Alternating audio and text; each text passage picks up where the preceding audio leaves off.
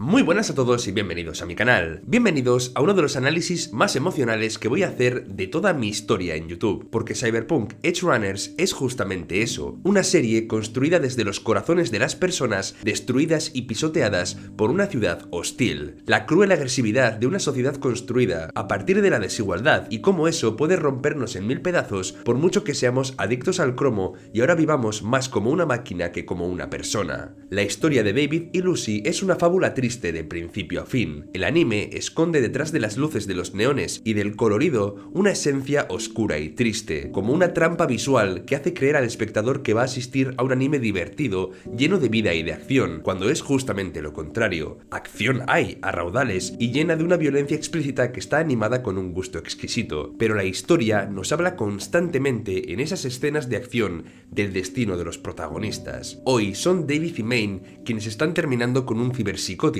pero mañana serán ellos quienes pierdan la cabeza. Con lo que la historia constantemente se nos presenta como un callejón sin salida al que estamos obligados a mirar. Una calle de un sentido único que tiene un sólido muro al final hacia el cual David no para de acelerar más y más. Pero me estoy adelantando un poquito porque primero debemos hablar de cómo se construye el contexto para que la historia germine. Night City es un personaje más de la serie, un entorno en el que las megacorporaciones y el mundo delictivo condicionan la vida de los chicos de buen corazón como David. Su madre, uno de los personajes más importantes por el impacto que tiene en el protagonista, se desvive porque su hijo pueda estudiar en una academia que no puede permitirse. Para ello, trabaja o incluso se relaciona con gente tan peligrosa como Maine y sus chicos. Y su muerte es el ejemplo último de las desigualdades de esta ciudad. No es atendida cuando está moribunda por no tener un seguro médico, y así muere ante los ojos de su hijo, un David impotente. ¿Cuál es el único camino que un chico puede escoger para brillar en una ciudad como esta, llena de perversiones, de decadencia, de ratas que pueblan los edificios más altos y se alimentan con las entrañas de los pobres infelices que malviven en los callejones? La única escapatoria para David es el implante militar, un elemento que va a cambiar su vida y que le va a hacer sentirse especial, fuerte, distinto y útil cuando encuentra a Lucy y a su banda. Y entonces comenzamos a acompañar a David en sus primeros pasos hacia el ascenso, cómo se va forjando un nombre en el grupo y los primeros golpes que dan. Pero en el fondo, como un ruido blanco, está la ciberpsicosis, como un recordatorio del destino inevitable que corren todos los que juegan con el cromo. Uno de los movimientos más inteligentes de la serie es la muerte de Maine y cómo está construida, y también la elipsis temporal que tenemos a continuación. ¿Qué quiero decir con esto? Maine se convierte en este inicio en una figura protectora de David en sus primeros pasos, el mentor si estuviéramos hablando de la clásica estructura del viaje del héroe. Y como en todo viaje del héroe, el mentor debe morir y David no va a poder hacer nada para evitarlo. Y si nos fijamos más concretamente, el capítulo de su muerte se siente extremadamente caótico y triste mientras Maine está navegando entre los recuerdos de su pasado y un presente teñido de sangre, perdiendo la cabeza poco a poco mientras la gente que ama va muriendo a su alrededor. Y David, una vez más con impotencia, ve cómo no queda un ápice de esperanza para su amigo y cómo se enfrenta a una muerte inevitable. La escena final de David en el coche con los brazos que Maine le había prometido resuena incluso más fuerte al ver el posterior salto temporal. La serie ya no va a contarnos el ascenso de David, no, ya hemos visto suficiente. La parte feliz de la historia no es la protagonista porque la felicidad en Night City apenas dura un pestañeo. Ahora, de pronto la serie nos presenta a un David que se ha labrado una reputación ya como Cyberpunk. Ha crecido pero sigue siendo un hombre que alimenta esa ilusión de ser especial que sintió cuando recibió su primer implante. Y como espectadores comenzamos a percibir que el final del callejón sin salida comienza a acercarse peligrosamente. Es verdad que David maneja la ciberpsicosis mejor que la mayoría de personas y tiene mucha tolerancia al cromo, pero ni siquiera eso va a ser suficiente. Me resulta muy irónico que ni siquiera los personajes que están a punto del colapso psíquico quieran renunciar a sus implantes. ¿Para qué? ¿Para qué volver a ser un cero a la izquierda en una ciudad deshumanizante que los trata como basura? ¿Quiénes serían ellos verdaderamente sin sus implantes ahora mismo? Y prefieren arriesgar, prefieren la locura a vivir en ese mundo, y es un mensaje de una tristeza desgarradora.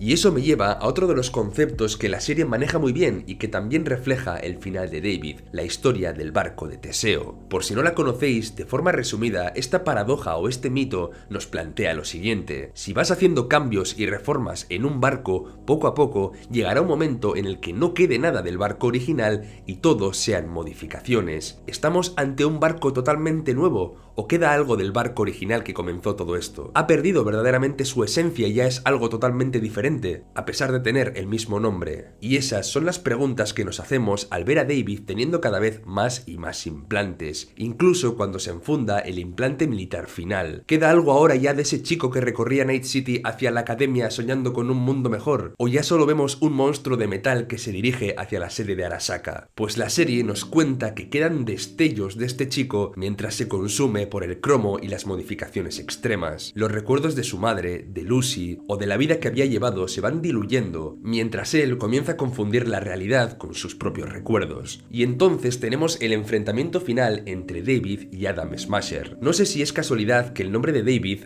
en castellano, para este personaje, parece que hiciera alusión a la lucha entre David y Goliat, el chico pequeño e indefenso aparentemente contra el monstruo que es la ciudad en la que vive, ahora además representada físicamente en Adam Smasher, alguien mucho mejor que él que lo supera en todo lo que David quiso alguna vez alcanzar. Y David nunca gana a Goliat en el mundo real, y la ciudad nos aplasta como a un insecto. Night City, Arasaka y el mundo recuerdan de una forma muy cruel y despiadada a David, que nunca fue especial y que nunca lo será. Era algo mejor que el resto, sí, pero no lo suficientemente bueno como para vencer la estructura de una ciudad diseñada para impedir que brillara. Pero frenemos aquí, porque antes de llegar a este descenso oscuro, en el que además la mayoría de personajes termina muriendo, tenemos que hablar de la luz de la serie. Tenemos que hablar de Lucy. El vínculo entre Lucy y David es casi el único chaleco salvavidas en un barco que se hunde sin remedio. Lucy es un personaje también maltratado por la ciudad desde pequeña,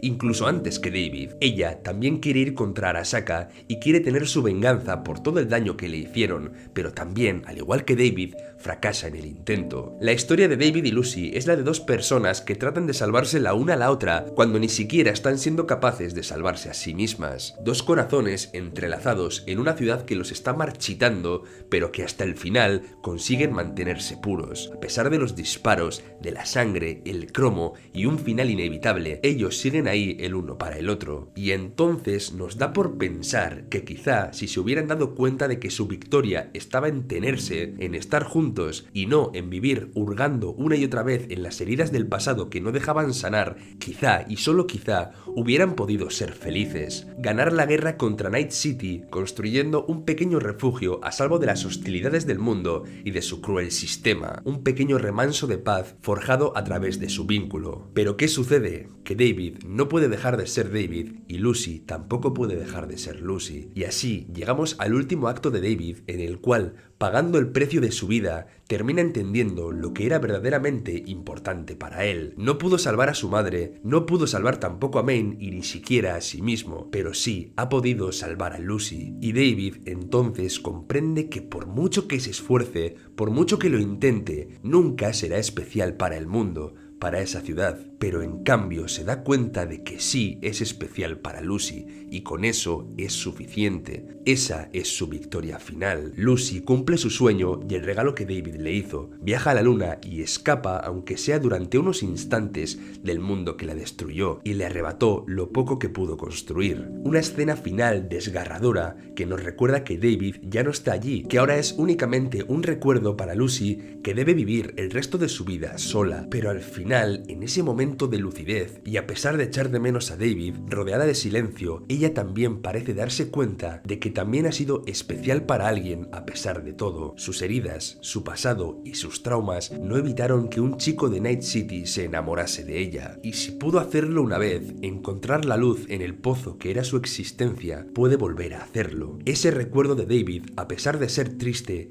es la prueba de que ella también merece amor, aunque una vez estuviera rota en mil pedazos. Y no, ninguno seremos nunca especial para Night City, para un mundo cruel que nos pisotea, nos arrebata nuestro individualismo y nos reduce a un número. Pero hay alguien a la vuelta de la esquina para quien sí lo podemos ser, alguien con quien crear un vínculo que realmente importe en todo este sinsentido. Y con ese mensaje de esperanza es con lo que decido quedarme de Cyberpunk Edgerunners, una de las mejores y más profundas sorpresas de todo lo que llevamos de 2022. Y hasta aquí el vídeo de hoy. Espero que este pequeño análisis emocional de lo que ha sido Cyberpunk Edgerunners sirva para mejorar un poco vuestra experiencia de la serie. Ya sabéis, apoyad el vídeo si os ha gustado, dejad un like o suscribíos para seguir viendo contenido de este tipo y nos vemos dentro de poco por el canal. ¡Hasta pronto!